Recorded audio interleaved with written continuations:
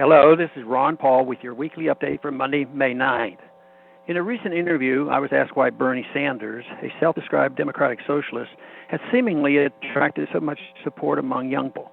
In fact, polls suggest Sanders is the most popular candidate among people aged 18 to 29, and 51% of that same age group appears fed up with capitalism in its current form, according to a recent Harvard study. It was just years ago that so many young people turned out to hear and support my message of personal liberty, non-aggression, and non-intervention at home and abroad. I was thrilled that so many young people were attracted to a candidate whose main message was, "I don't want to run your life." Socialism, of course, is the opposite philosophy. The socialist philosophy has at its core the desire to run people's lives. It is by design an authoritarian system. Who would be willingly give up so much of their own property to the state to redistribute others?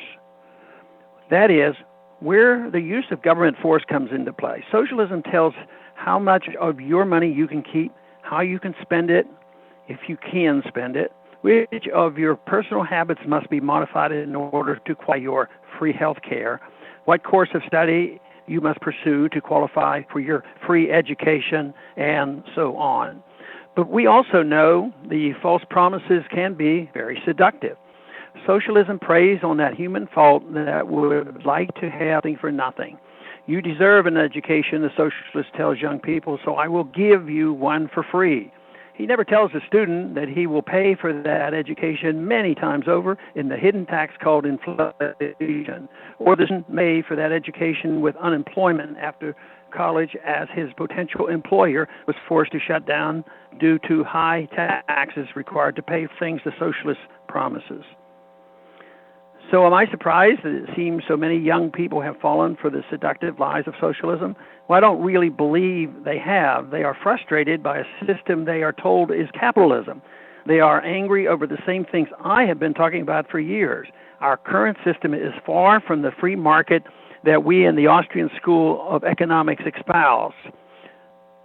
We have a system of cronyism, corporationism, regulated and managed trade to the benefit of special interests and the criminality of the central banking system. Unfortunately, because of our faulty educational system and the relentless propaganda of the mainstream media, many young people are taught that the mess they see all around them is all caused by capitalism. Politics is about getting people excited about a candidate. Ours is longer effort. The young generation that first attended my rallies in 2007 is by now in its mid-20s. They are raising a new generation that in many cases will be homeschooled and a propaganda machine that is modern public education. They understand that the real freedom revolution will not be won at the ballot box, but battleground of ideas. They continue to learn the freedom philosophy, and they support the various educational organizations that provide the intellectual ammunition for our fight. I am more optimistic than ever that our message is taking hold and growing deep roots. Ideas really can change the world. And remember, even less than 10% of the population can instill enthusiasm of the majority for the cause of liberty. Contrary to what many people would like us to believe, the freedom revolution is alive and well.